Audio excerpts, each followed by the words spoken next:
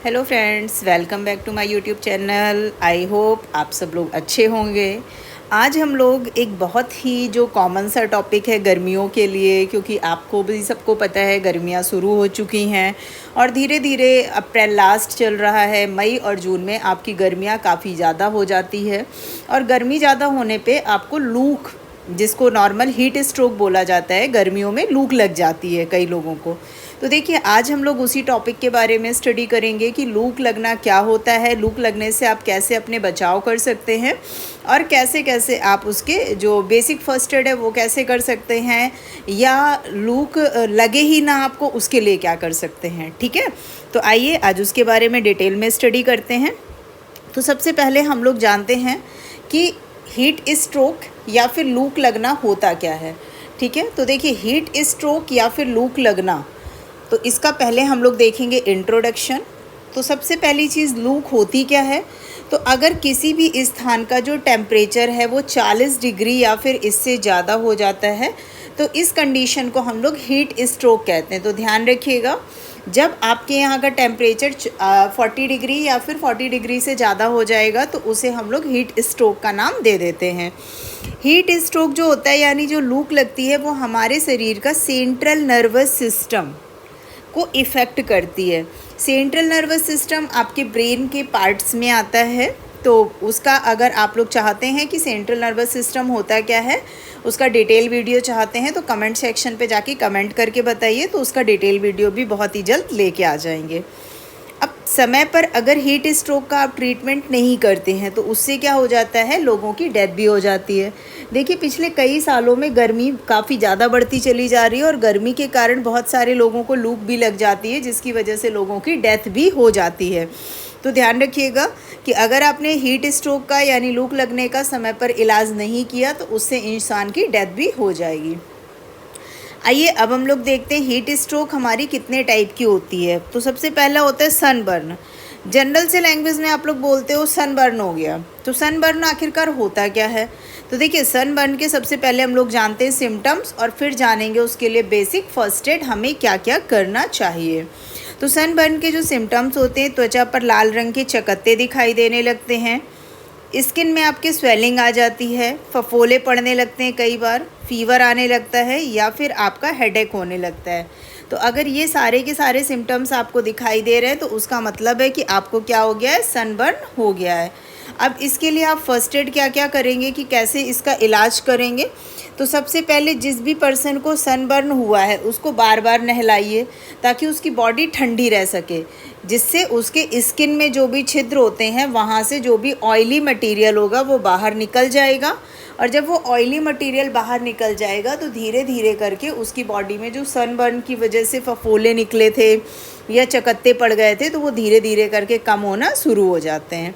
अगर फफोले निकल आएँ तो स्टेराइज ड्रेसिंग आपको करनी है। जिस जगह पे फफोले निकले हैं वहाँ पे आपको स्टेरलाइज ड्रेसिंग करनी होगी, या फिर आप फफोले निकलने की कंडीशन पे जाके डॉक्टर से कंसल्ट कर सकते हैं।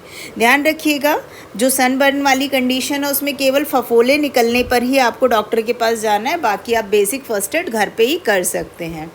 सेकेंड टाइप होता है हमारा हीट क्रैम्प। हीट क्रैम्प का मतलब होता है ताप के कारण शारीरिक ऐंठन। ठीक है, अब इसके सिम्टम्स हमें क्या क्या दिखाई देते हैं। तो देखिए, सबसे पहले पैरों में, पेट की जो मसल्स होती हैं या फिर शरीर के बाहरी भागों में जो भी बहुत ही ज़्यादा एक तकलीफ़ वाली ऐंठन होने लगती है, हमारा शरीर ऐंठना शुरू हो जाता है। इसके अलावा हमको बहुत ही ज़्यादा मात्रा में पसीना आना स्टार्ट हो जाता है। तो अगर आपको ये वाले सिम्टम्स दिखाई दे रहे हैं तो उसका मतलब है कि आपको हीट क्रैम्प हुआ है। अब इसके लिए हम फर्स्ट एड में क्या क्या करेंगे। तो सबसे पहले आपको करना क्या है, जो भी व्यक्ति इससे इफ़ेक्टिव हुआ है उसको तुरंत किसी छायादार स्थान पर लेके जाइए। जहाँ पे ऐंठन हो रही है उस शरीर के उस पार्ट को ज़ोर से दबाइए और दबाने के बाद फिर उसको धीरे धीरे करके आप सहलाना शुरू कीजिए। इसके अलावा जो इफ़ेक्टिव पर्सन होगा उसको ठंडा पानी पिलाइए, छाछ पिलाइए, पना पिलाइए, ये सारी चीज़ें आप दे सकते हैं। लेकिन ध्यान आपको ये रखना है कि अगर उसको उल्टी आने लगे या उसको उबकाई आने लगे तो आपको जो भी आप ठंडा या शीतल जो भी पानी, ठंडे का मतलब फ्रिज का पानी नहीं देना है, नॉर्मल पानी आपको देना है, तो वो पानी आप देना उसको तुरंत क्या कर देंगे, बंद कर देंगे और तुरंत पास के हॉस्पिटल में ले जाएंगे। ध्यान रखिएगा, अगर ये चीज़ें देने से, पानी, छाछ, पना देने से उसको उल्टी जैसा फील हो रहा है, तो फिर आपको क्या करना है, वो सारे पेय पदार्थ पिलाना बंद करके उसको तुरंत हॉस्पिटल लेके जाना है। तो ये हो गया आपके हीट क्रैम्प के बारे में। अब थर्ड पार्ट हम लोग देखते हैं हीट एग्जॉस्टन। हीट एग्जॉस्टन क्या होता है? जब हमको बहुत ज़्यादा थकावट महसूस होने लगे या फिर हमारे शरीर में खिंचाव होने लगे, उसको हम लोग बोलते हैं हीट एग्जॉस्टन। ठीक है, तो हीट एग्जॉस्टन के सिम्टम्स हमें क्या क्या दिखाई देते हैं? तो देखिए, बहुत ज़्यादा आपको पसीना आने लगेगा, बहुत ज़्यादा कमज़ोरी फील होने लगेगी, शरीर आपका ठंडा पड़ने लगेगा, शरीर पीला पड़ने लगेगा, सर दर्द होने लगेगा, आपकी जो नब्ज़ है वो कमज़ोर होने लगेगी, यानी आपकी पल्स रेट गिरने लगेगी, आप बेहोश हो जाएंगे, आपको उल्टी आने लगेगी। ये सारे सिम्टम्स अगर आपको दिखाई दे रहे हैं तो वहाँ पे आपको हीट एग्जॉस्टन है, यानी कि आपको गर्मी की वजह से या धूप की वजह से बहुत ज़्यादा थकावट या फिर बॉडी में इस खिंचाव महसूस हो रहा है। उसके लिए आपको क्या करना है? तो सबसे पहले करना क्या है, जो भी पर्सन उससे इफ़ेक्ट हुआ है उसको छायादार स्थान पे लिटा दीजिए। लिटाने के बाद शरीर को ठंडे और गीले कपड़े से पोंछिए, ताकि पोंछने से उसको थोड़ा सा ठंडा और उसको राहत महसूस हो, क्योंकि उसको जो पसीना आ रहा है, जब छायादार जगह पे आप लेके जाएंगे तो उसका पसीना भी निकलना कम हो जाएगा, और जब आप गीले या ठंडे कपड़े से उसको पोंछेंगे बार बार तो उसको जो कमज़ोरी सी फील हो रही है वो सारी चीज़ें धीरे धीरे कम होंगी। इसमें भी वही कंडीशन है सेम पहले वाली, कि ठंडा पानी, छाछ और पना आपको देना है, लेकिन अगर उल्टी आने लगे तो आपको पानी पिलाना बंद करके उसको तुरंत कहाँ ले जाना है, डॉक्टर के पास में लेके जाना है। तो ध्यान रखिएगा, इन दोनों में डिफरेंस केवल कितना है कि अगर हीट क्रैम्प होगा तो जिस पार्ट में क्रैम्पिंग हो रही है उस पार्ट को आपको ज़ोर से दबाना है और धीरे धीरे सहलाना है, और इसमें क्या करना है, छायादार जगह पे ले जाके उसको ठंडे या फिर गीले कपड़े से पोंछना है। ये डिफरेंस है दोनों के फर्स्ट एड में। ठीक है, अब नेक्स्ट हम लोग देखते हैं हीट स्ट्रोक, जिसको आप लोग बोलते हो तापदाह। इसके सिम्टम्स क्या क्या होते हैं? तो सबसे पहली चीज़ तो बहुत ज़्यादा तेज़ फीवर आ जाएगा, बहुत ज़्यादा गर्म और स्किन आपकी सूखी सी हो जाएगी, आपका जो पल्स रेट है वो एकदम तेज़ी से बढ़ेगा, तेज़ हो जाएगा। ध्यान रखिएगा, पीछे स्लो हो रहा था हीट एग्जॉस्टन में, इसमें आपका पल्स रेट तेज़ी से ग्रो करेगा, बढ़ेगा। बेहोशी होगी लेकिन व्यक्ति को पसीना नहीं निकलेगा। पीछे वाले में कंडीशंस में क्या सिम्टम्स थे कि उसको पसीना आ रहा था, लेकिन इस वाली कंडीशन में आपको पसीना नहीं आएगा। बेहोश तो होगा पेशेंट लेकिन पसीना नहीं आएगा। तो ये सारे सिम्टम्स होते हैं आपके हीट स्ट्रोक के। अब अगर हीट स्ट्रोक होगा तो आपको करना क्या है?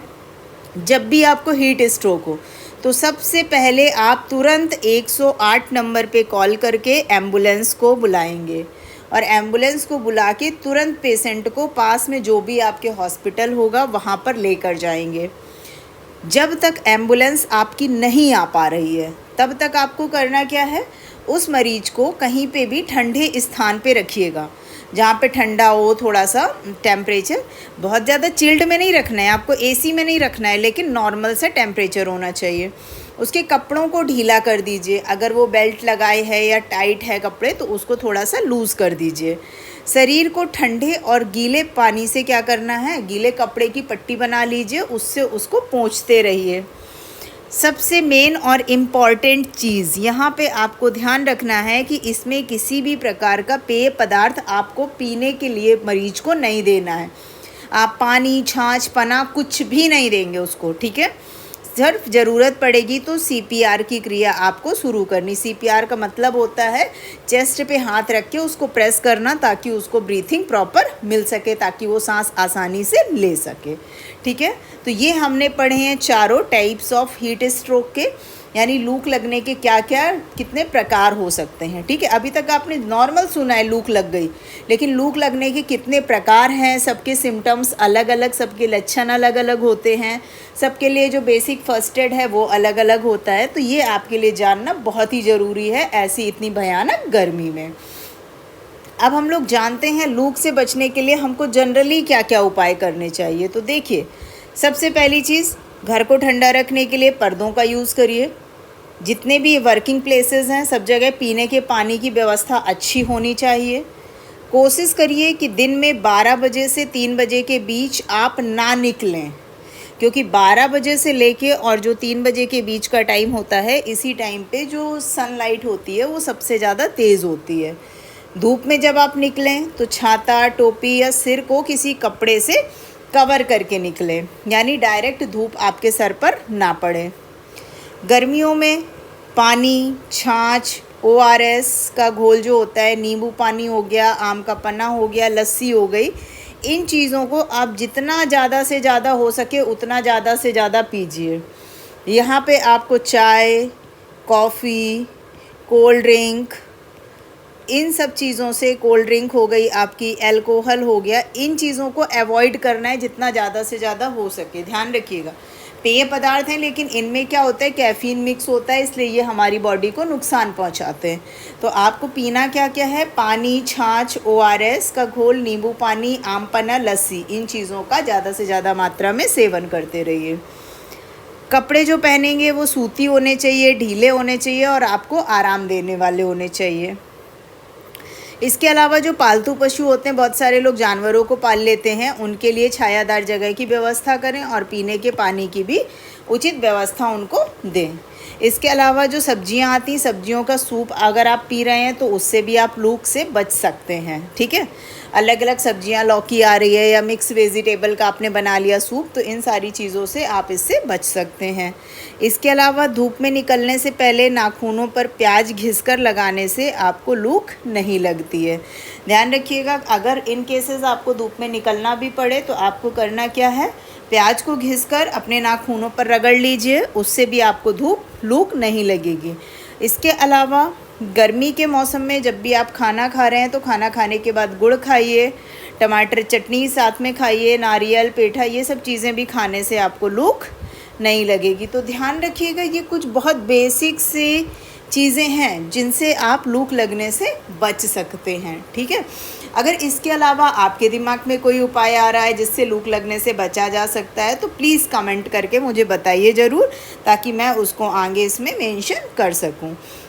तो आज हम लोगों ने, क्योंकि गर्मियां शुरू हो गई हैं तो बहुत ही कॉमन टॉपिक है, लू अक्सर लोगों को लग जाती गर्मियों में, तो उससे बचने के लिए उसके क्या क्या प्रकार हैं, उसके सिम्टम्स क्या क्या हैं, कैसे प्राथमिक चिकित्सा देना है, क्या करना है, उसके बारे में डिटेल में स्टडी किया।